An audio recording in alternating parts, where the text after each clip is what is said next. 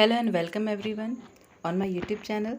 Today I am going to discuss question answers of chapter 3 of class 6, that is nature of matter. आज हम nature of matter chapter के question answers को discuss करेंगे. So let us start with fill in the blanks. The process of grouping objects with similar properties is called classification. आप जानते हैं कि objects को similar properties के basis पे जब हम डिवाइड करते हैं तो उसको क्लासिफिकेशन कहते हैं. Anything that occupy space and has mass is called matter. Third one is in the gaseous state of matter the constituent particles have very little hold on one another. आप सभी जानते हैं कि गैसियस स्टेट्स में जो उसके particles होते हैं वो सारे फ्री टू मूव होते हैं, इसलिए हम कह सकते हैं कि they have a very little hold on one another. Light does not pass through a blackboard as it is an opaque object. Opaque objects के थ्रू लाइट पास नहीं हो सकती, इसीलिए ब्लैकबोर्ड के थ्रू भी लाइट पास नहीं हो सकते because blackboard is an opaque object. Fifth one is smell of a perfume reaches us by the process of diffusion. Perfume का स्मेल हम तक डिफ्यूज़न के प्रोसेस से पहुंचता है. Now true and false. Air is a man made material.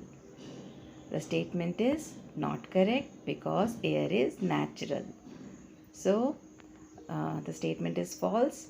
Second is a thin polythene sheet is transparent.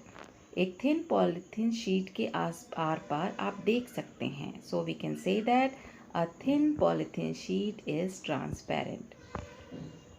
Third one is pebbles float on water. The statement is false क्योंकि जब आप pebbles को water में डालेंगे तो आप देखेंगे कि they sink in water. वो पानी में डूब जाते हैं और नीचे की सतह पर जाकर बैठ जाते हैं. Fourth one is diffusion is the mixing of particles of two materials on their own. The statement is correct. Diffusion process में पार्टिकल्स अपने आप से मिक्स हो जाते हैं. Fifth one is oxygen gas is slightly soluble in water. The statement is correct because water में soluble oxygen की मदद से ही aquatic plants and animals breathe करते हैं. Tick the correct option. The states of matter that have both fixed shape and a definite volume are. किसी भी state of matter के जिनका fixed shape and definite volume हो वह केवल solids होते हैं, बिकॉज लिक्विड्स में भी शेप फिक्स्ड नहीं होता और गैसियस स्टेट में तो शेप एंड वॉल्यूम दोनों ही फिक्स नहीं होता. Second one is your book is made up of matter because it occupies space and has some mass. Anything which has mass and occupies space are called matter. So we can say that book is a matter if it occupies space and has some mass. Third question is which of the following is an opaque material? आप सभी जानते हैं opaque material ऐसे materials होते हैं जिनके through light pass नहीं हो सकती, इसलिए यहाँ पे आंसर होगा a piece of wood. Fourth question is in which of the following cases would diffusion be faster?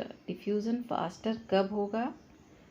Gas in another gas, solid in a liquid, liquid in another liquid, gas in a liquid. Gas in another gas ही इसका answer होगा क्योंकि इसमें दोनों ही gases के particles free to move होते हैं और diffusion faster होता है. Which of the following is insoluble in water? You can see here mustard oil, sugar, carbon dioxide and common salt. All are soluble except mustard oil. Mustard oil water में soluble नहीं है. Now answer the following questions in brief. अब हम brief answer questions को देखेंगे. Define the following. Natural materials, transparent materials. यहाँ आपको इनके डेफिनेशंस लिखने हैं.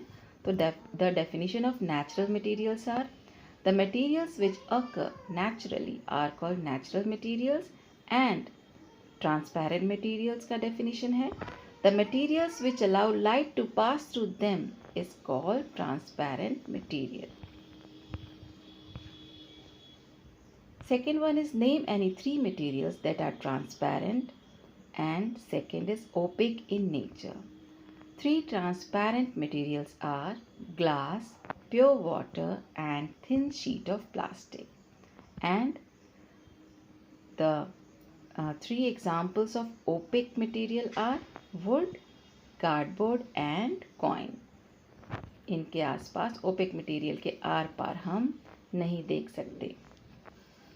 Third one is which state of matter first can and second is cannot easily change its shape and volume. तो पहला हम देखेंगे कि कौन से state of matter can change their shape and volume.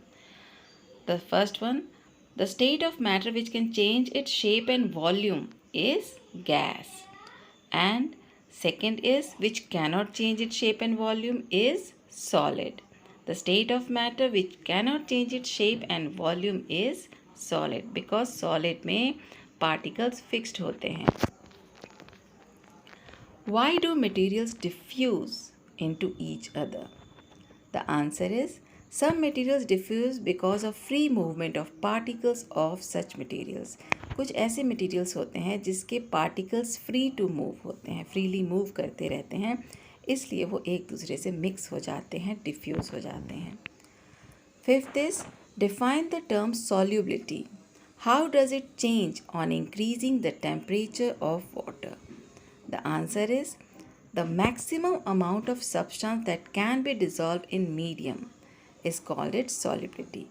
किसी भी मीडियम में जो मैक्सिमम अमाउंट सब्सटेंस का घुल सकता है उसे उस सब्सटेंस की सॉल्युबिलिटी कहते हैं. The solubility of a solid increases with increase in temperature.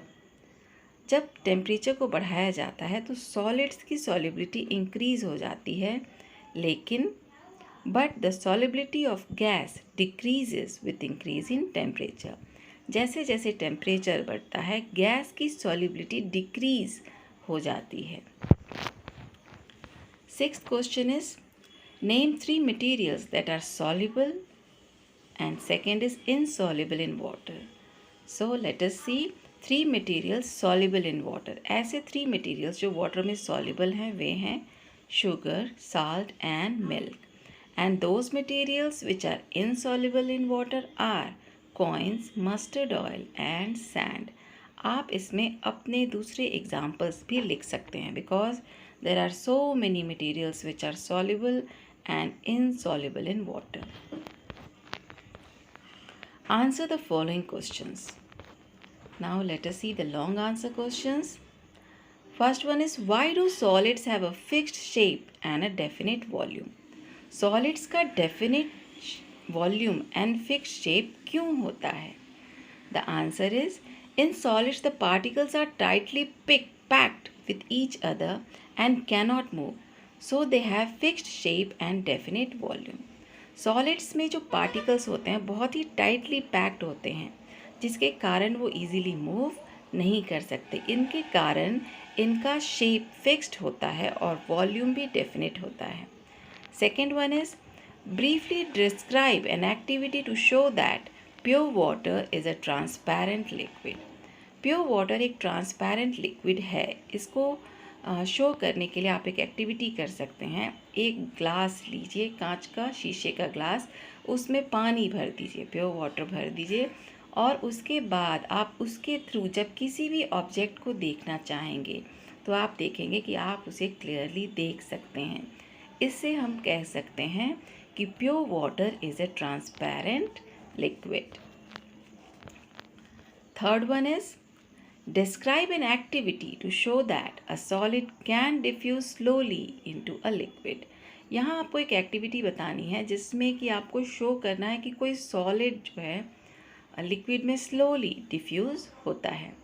The answer is an activity to show that a solid can diffuse slowly into a liquid is take some clean water in a glass jar, drop a few crystals of potassium permanganate into water.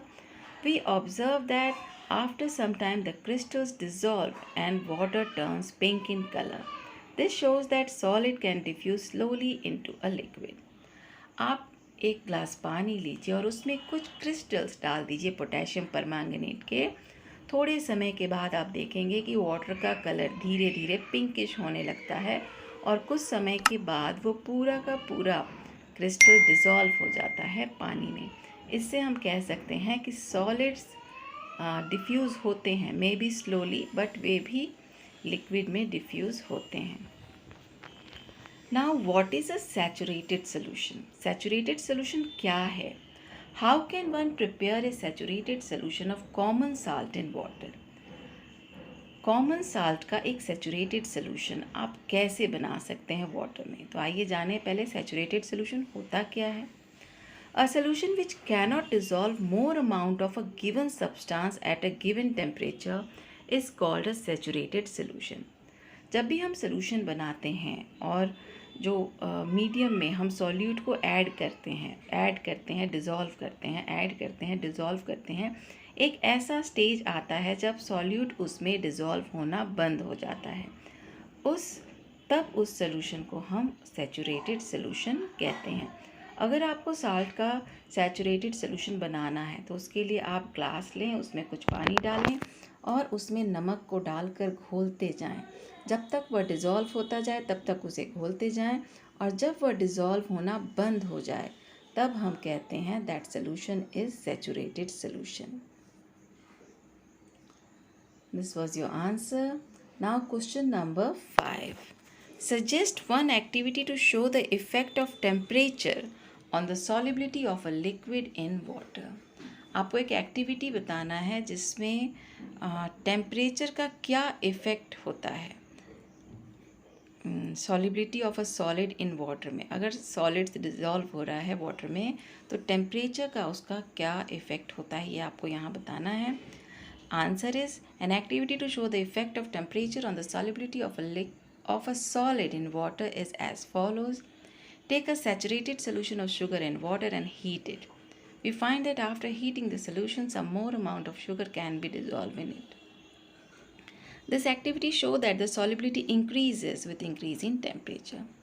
यहाँ बताया गया है कि आपको एक activity करनी है जिसमें एक सैचुरेटेड सोल्यूशन लेना है शुगर एंड वाटर का, और जब आप उसका टेम्परेचर इंक्रीज़ करते हैं, पानी को गर्म कर देते हैं, उस सोल्यूशन को थोड़ा गर्म करते हैं, तो उसमें कुछ और अमाउंट ऑफ शुगर आप ऐड कर सकते हैं, डिज़ोल्व कर सकते हैं। तो हम कह सकते हैं कि जब हम टेम्परेचर को इंक्रीज़ करते हैं तो सॉलिड्स की सॉलिबिलिटी इंक्रीज़ हो जाती है। So this is an activity you can write.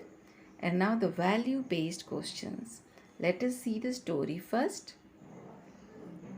Neha went to a village to attend a marriage of her cousin. Neha अपने गांव जाती है जहां वह अपने कज़न का मैरिज अटेंड करने गई है। She was very much upset when she observed that there was no cleanliness in and around many houses.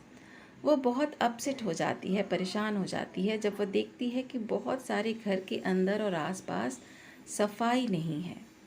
She used a gentle, polite and slow approach to make the villagers realize the importance and necessity of keeping their surrounding neat and clean.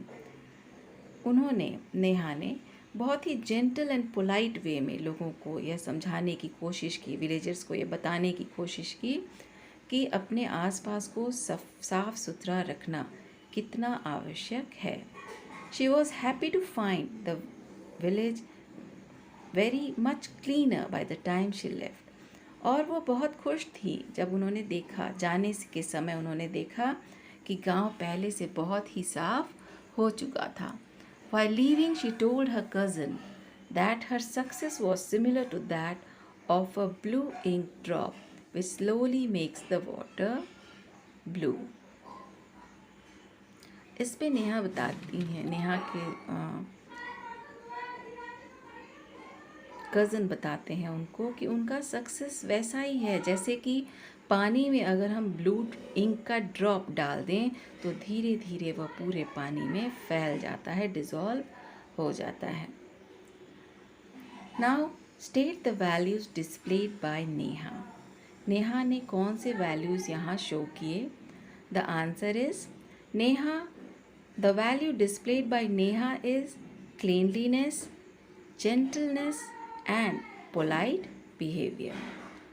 आपने देखा कि इस story में Neha cleanliness के प्रति सचेत हैं and her behaviour is gentle and polite.